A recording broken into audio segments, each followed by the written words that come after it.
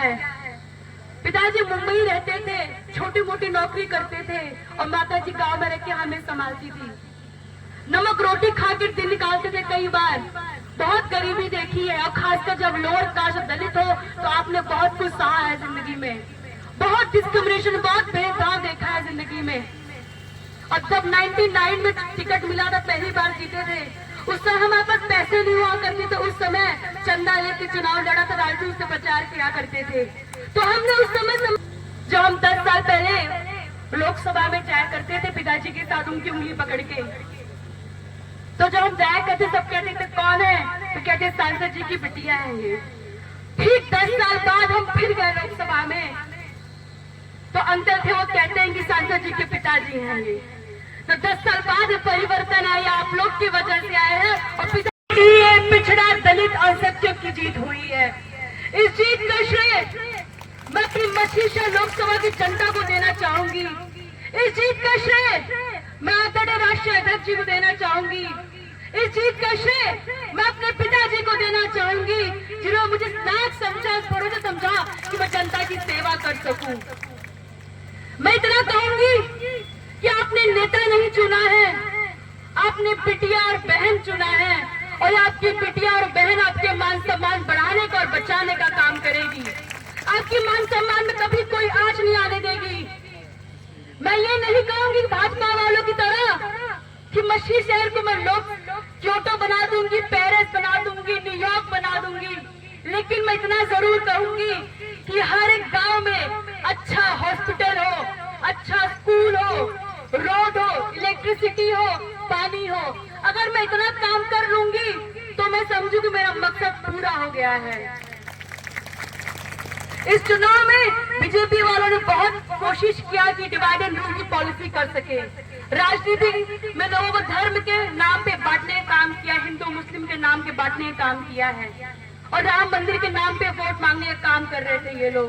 लेकिन जनता ने इनको करारा जवाब दे दिया है और इनको ये कहा है कि आप धर्म के नाम पे वोट मांगेंगे, हिंदू मुस्लिम के नाम पे वोट मांगेंगे तो उससे आपको कपड़ा, मकान, रोटी नहीं मिलेगा। आप धर्म के नाम पे वोट मांगे तो कुछ नहीं मिलेगा, लेकिन विकास के नाम पे वोट देंगे और नौकरी के नाम पे वोट देंगे तो आपको रोटी, कपड़ा, मकान मिलेगा। जो पीडीए का नारा है इसको और मजबूत करना है। 2027 में के लिए हमें तैयारी करनी है अभी से। हमें घर में बैठ के लोगों से बात विचार करना है, हम लोग कहाँ से कमी रह गई है, संगठन को कैसे मजबूत करना है, और 2027 हमारी सरकार बनेगी तो राष्ट्रीय अध्यक्ष जी का हाथ मजबूत होगा। 4 जून को जब रिजल्ट आया तो स्ट्रांग रूम से बाहर निकले, कुल मिला के राउंड ऑफ 7 या 8 बज रहा होगा उस समय। तो हम बाहर निकले वहां से, तो हम जब बाहर निकले वहां पे पूरी सभी कार्यकर्ता लोग बहुत जुनून से खड़े थे, सबका स्नेह प्रेम दिख रहा था। उसी बीच में पिताजी आते हैं और उनके चेहरे पे एक मुस्कान थी बहुत ही अच्छी, और आगे 2 शब्द कहते हैं कि मैं बहुत भाग्यशाली हूँ, मैं बहुत किस्मत वाला हूँ और बहुत गर्व महसूस कर रहा हूँ जो अपनी आंखों के सामने बिटिया को सांसद बनते देखा है। बहुत ही कम लोग देख पाते हैं और आज ये पल मेरी जिंदगी में आया, आप लोग की वजह से आया। बहुत बहुत धन्यवाद। सब कहते हैं और मुझसे पूछते हैं कि परिवारवाद के ऊपर, नेपोटिज्म के ऊपर पूछते हैं कि आपके पिताजी से आप भी आई हैं क्या राजनीति में। मैं उनको ये बताना चाहूंगी कि पिताजी ने कभी नहीं कहा कि आप राजनीति में जाइए। उन्होंने हमेशा कहा बेटिया अच्छे से पढ़िए लिखिए, पढ़ना बहुत जरूरी है। लेकिन जब हम बचपन में दिल्ली से बनारस आया करते थे, जो ट्रेन में समय मिलता था इनसे बात करने का, तो मुझे बताया करते थे कि कैसे जीवन में संघर्ष किया है। हमारे दादाजी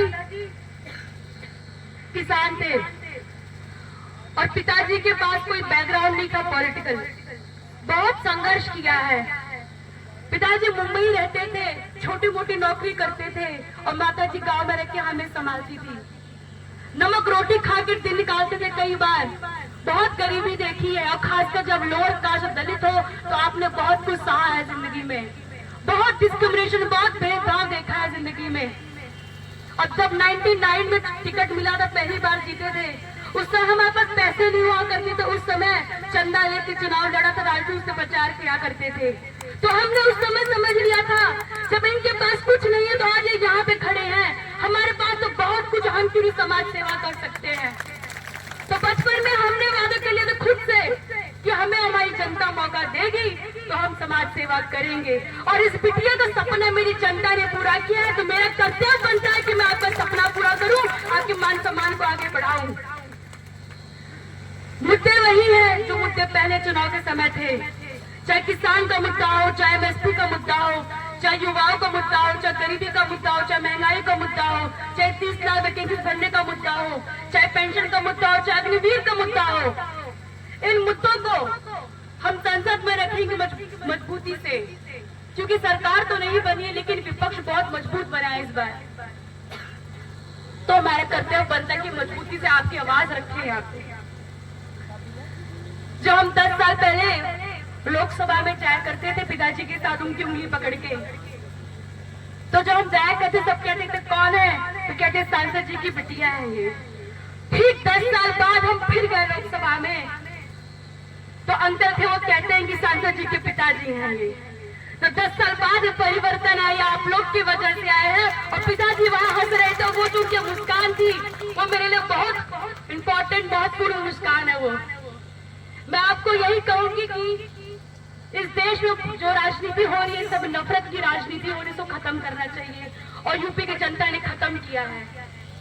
ये जो बीजेपी वाले हैं केवल धर्म की राजनीति कहते हैं हिंदू को खतरा है मुस्लिम से, मुस्लिम को खतरा है हिंदू से। लेकिन आप इनसे पूछिए, सवाल जवाब कीजिए कि हमने नेता बनाया है तो विकास के लिए नहीं बनाया होता, पूजा पाठ के लिए हमने नेता नहीं बनाया होता है। हम इनसे पूछना चाहते हैं बीजेपी वालों से कि जो ये लोग चुनाव हार गए अयोध्या में, तो कह रहे हैं कि जनता ने ठीक नहीं किया है, वहां जाके पानी मत पीजिए, वहां जाके पूजा मत करिए। तो मैं उनसे पूछना चाहती हूँ, आपने राम मंदिर वोट के लिए बनाया था कि आस्था से बनाया था? अगर आस्था से बनाया होता तो आज ये लोग नहीं कह रहे होते। मैं आप सबको बहुत बहुत धन्यवाद देना चाहूंगी, इतनी गर्मी में आप लोग मेरे प्रचार किए और घर से निकल के वोट दिया, इसके लिए बहुत बहुत धन्यवाद। जय भीम, जय समाजवाद।